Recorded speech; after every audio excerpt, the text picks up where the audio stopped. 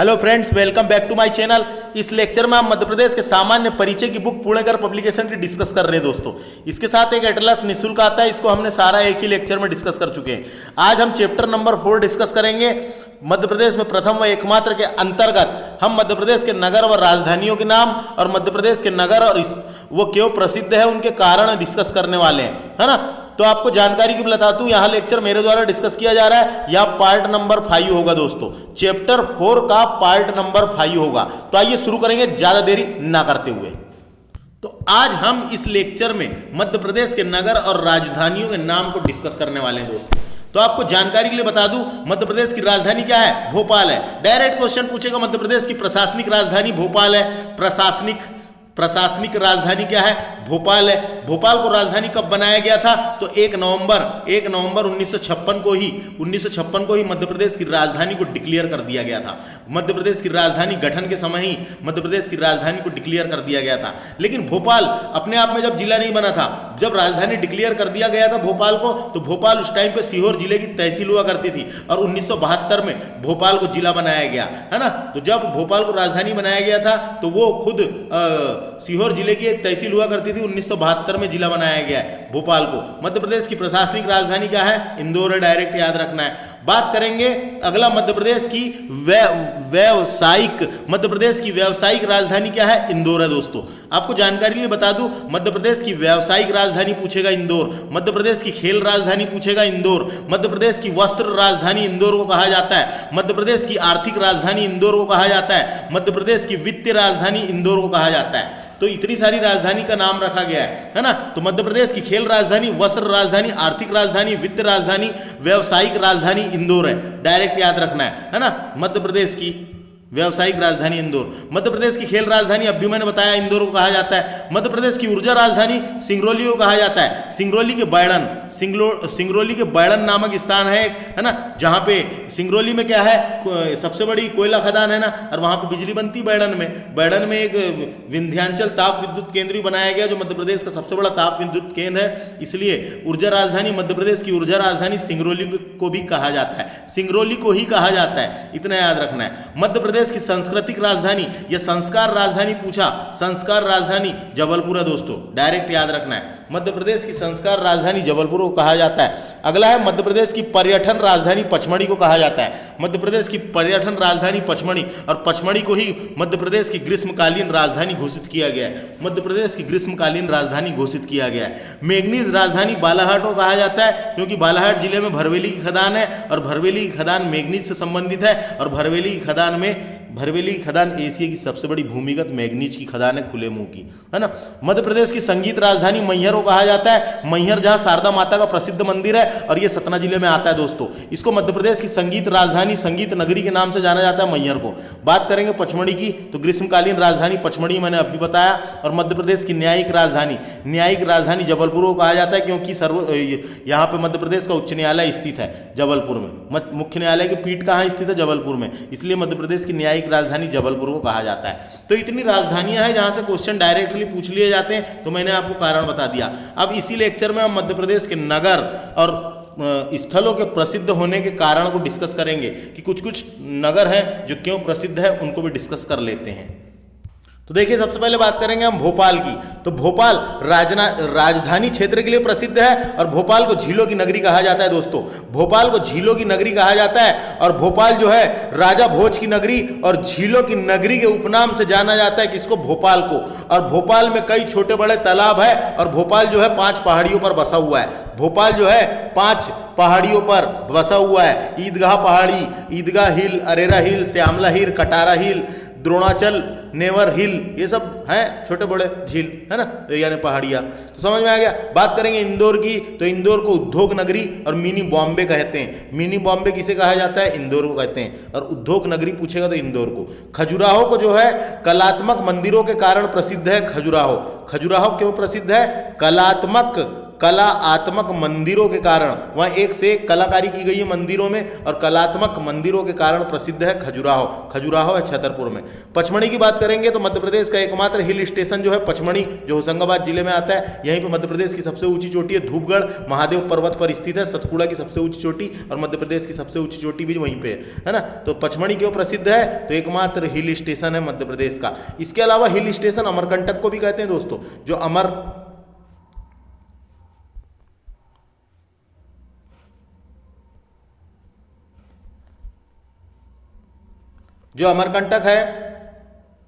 अमरकंटक है अनूपपुर जिले में, ये भी एक प्रकार का हिल स्टेशन घोषित किया गया है। अमरकंटक को तीर्थ राज कहा जाता है, अमरकंटक को तीर्थ राज घोषित किया गया है।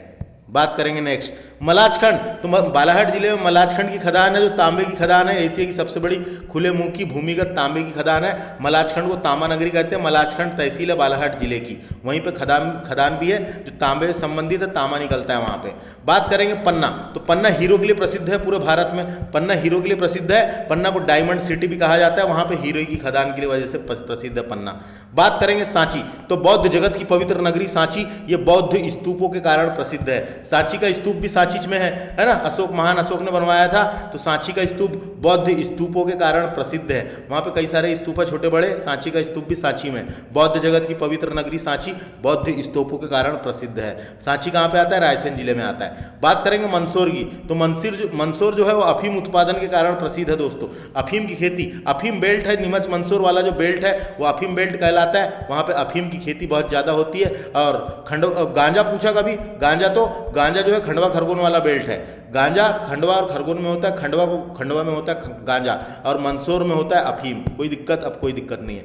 इटारसी क्यों फेमस है? तो रेलवे जंक्शन के कारण फेमस है। मध्य प्रदेश का सबसे बड़ा रेलवे जंक्शन इटारसी है ना। नेपानगर क्यों प्रसिद्ध है? नेपानगर बुरहानपुर में है, वहाँ पे अखबारी कागज मिल है, नेशनल न्यूज प्रिंट और पेपर मिल स्थित है, इसलिए प्रसिद्ध है। अखबारी कागज के लिए प्रसिद्ध है, कागज मिल के लिए प्रसिद्ध है नेपानगर बुरहानपुर में। भीमबेटिका क्यों प्रसिद्ध है? तो प्राचीन चित्र शैल के लिए प्रसिद्ध है, शैल चित्र के लिए प्रसिद्ध है। वहाँ की चट्टानों में चित्रकारी की गई है ना। तो भीमबेटिका की गुफा कहाँ पे? भीमबेटिका की गुफा अब्दुल्लागंज रायसेन में है। भीमबेटिका की गुफाएं की खोज 1957-58 में विष्णु श्रीधर वाकड़कड़ के द्वारा की गई थी। भीमबेटिका गाय के लिए प्रसिद्ध है, पूछेगा। प्राचीन शैल चित्र के कारण प्रसिद्ध है। बात करेंगे रीवा। तो रीवा सफेद शेरों की भूमि के कारण प्रसिद्ध है, सफेद शेर की भूमि कहते हैं रीवा को।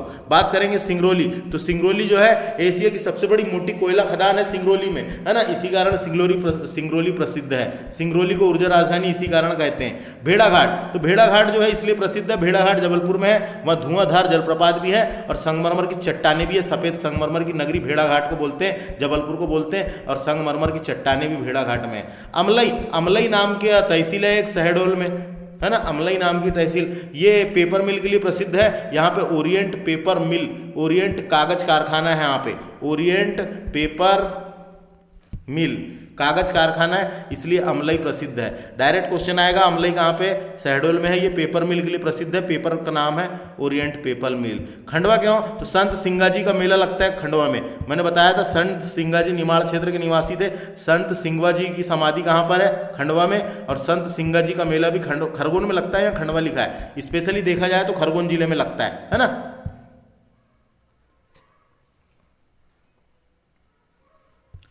बात करेंगे उज्जैन की। महाकाल की नगरी उज्जैन, ये महाकाल मंदिर के लिए प्रसिद्ध है। महाकाल मंदिर महाकालेश्वर मंदिर के लिए प्रसिद्ध है। मध्य प्रदेश में भारत के 12 ज्योतिर्लिंग, भगवान शिव के 12 ज्योतिर्लिंग में से मध्य प्रदेश में 2 ज्योतिर्लिंग है दोस्तों। एक तो है महाकालेश्वर जो उज्जैन में है, और दूसरा ओमकालेश्वर जो खंडवा में है। तो ये उज्जैन जो है वो महाकाल मंदिर या महाकालेश्वर मंदिर के लिए प्रसिद्ध है। और वहाँ पे कुंभ का मेला भी लगता है उज्जैन में, क्षिप्रा नदी के तट पर कुंभ का मेला लगता है। क्षिप्रा नदी के तट पे, क्षिप्रा नदी के तट पे उज्जैन शहर बसा हुआ है ना। 12 साल के अंतराल में कुंभ का मेला लगता है, जिसे सिंहस्थ का मेला के नाम से भी जाना जाता है ना।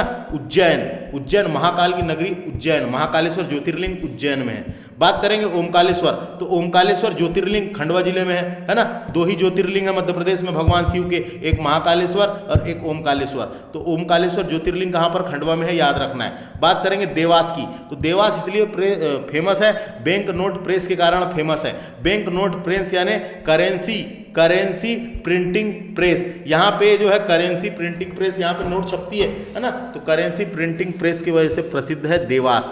यहाँ पे चामुंडा माता का एक प्रसिद्ध मंदिर है देवास में, ये भी इंपॉर्टेंट है। चामुंडा माता के मंदिर की वजह से प्रसिद्ध है देवास, तो ये भी इंपॉर्टेंट है। बात करेंगे धार में बाघ की गुफाएं हैं, तो बाघ की गुफाएं धार में है, जो बहुत ही इंपॉर्टेंट गुफा है, और ये धार इसीलिए फेमस है। धार एक और मांडू की वजह से ही फेमस है, मांडू कहाँ पे आता है, धार में, है ना, और बाघ की गुफाएं कहाँ पर है, धार में है, याद रखना है। तो समझ में आ गया, बाघ की गुफाओं की वजह से धार प्रसिद्ध है। बात करेंगे 52 गजा, ये 52 गजा दोस्तों बड़वानी में है। 52 गजा कहाँ पर है, बड़वानी में। ये बड़वानी में 52 गजा, ये भगवान आदिनाथ की विशाल मूर्ति है 52 गज की। भगवान आदिनाथ की एक ही पत्थर की बनी हुई मूर्ति है 52 गज की, इसीलिए 52 गजा कहा जाता है। भगवान आदिनाथ को ही ऋषभ देव कहा जाता है दोस्तों, यानी भगवान आदिनाथ ऋषभ देव जो जैन धर्म के प्रथम तीर्थकर थे, ऋषभ देव, उनकी मूर्ति है, विशाल मूर्ति वहां पे 52 गजा, इसलिए 52 गजा प्रसिद्ध है। भगवान आदिनाथ या आदिनाथ का ही नाम ऋषभ देव था, तो ऋषभ देव, भगवान ऋषभ देव की विशाल मूर्ति के कारण 52 गजा प्रसिद्ध है। और 52 गजा जो है ये बड़वानी में है दोस्तों, 52 गजा बड़वानी में है ना। तो भगवान आदिनाथ की विशाल मूर्ति के लिए प्रसिद्ध है 52 गजा। बात करेंगे चंदेरी आता है अशोकनगर में, और चंदेरी जो है ये किला और साड़ियों के लिए प्रसिद्ध है। वहाँ पे चंदेरी का किला भी है और ब्रांड, साड़ियों का ब्रांड भी है, चंदेरी की साड़ियाँ प्रसिद्ध है ना। तो ये 2 चीज़ की वजह से प्रसिद्ध है, एक किलों के लिए और साड़ियों के लिए, साड़ियों का ब्रांड है चंदेरी। अगला बात करेंगे मांडू को सिटी ऑफ जॉय भी कहते हैं, और मांडू खूबसूरत महलों के कारण प्रसिद्ध है। वहाँ एक से एक बड़े बड़े महल है, इसलिए बहुत ज़्यादा प्रसिद्ध है मांडू, महलों के कारण प्रसिद्ध है, बहुत सारे महल है मांडू में। बात करेंगे महेश्वर है खरगोन में, और महेश्वर नर्मदा नदी के किनारे है, और महेश्वर जो है साड़ियों की बनावट के लिए प्रसिद्ध है। तो साड़ियों का एक ब्रांड है महेश्वर की साड़ी, है ना, तो ये भी साड़ियों के लिए प्रसिद्ध है। मध्य प्रदेश में 2 साड़ियों के ब्रांड मिलते हैं, एक चंदेरी की साड़ी और एक महेश्वरी की साड़ी। तो महेश्वर कहाँ पे है, ये साड़ियों की बनावट के लिए प्रसिद्ध है। बात करेंगे ग्वालियर की, तो ग्वालियर किलों की वजह से फेमस है, और वहाँ पे मंदिर भी है कुछ, है ना, तो मंदिर और किलों की वजह से फेमस है ग्वालियर। तो ग्वालियर क्यों प्रसिद्ध है, किला और मंदिर के कारण। तो इस तरीके से हमारा ये वाला टॉपिक भी प्रसिद्धों के कारण और राजधानियाँ डिस्कस कर लिए। इसके बाद वाला लेक्चर देखना आप बिल्कुल ना भूलें, जिसमें हम नगरों के प्राचीन नाम और उनके नवीनतम नाम को डिस्कस करने वाले हैं, है ना। तो चैनल को सब्सक्राइब करें, किनारे में जो लाल कलर का बटन दिखता है उसको दबाएं, वहाँ पे घंटी आएगी, घंटी को भी दबा लें, जब तो आपको नोटिफिकेशन आएगा। वीडियो को थोड़ा थोड़ा शेयर भी किया करें, जो लोग MPPSC और PEB एग्जाम की तैयारी कर रहे हैं उन लोगों तक ये मेरा वीडियो पहुंच सके, क्योंकि सब्सक्राइबर थोड़े से कम है दोस्तों। तो वीडियो कैसा लगा कमेंट करके बताना बिल्कुल ना भूलें, जिससे मेरा उत्साह बढ़ सके। थैंक्स फॉर वॉचिंग, नमस्ते।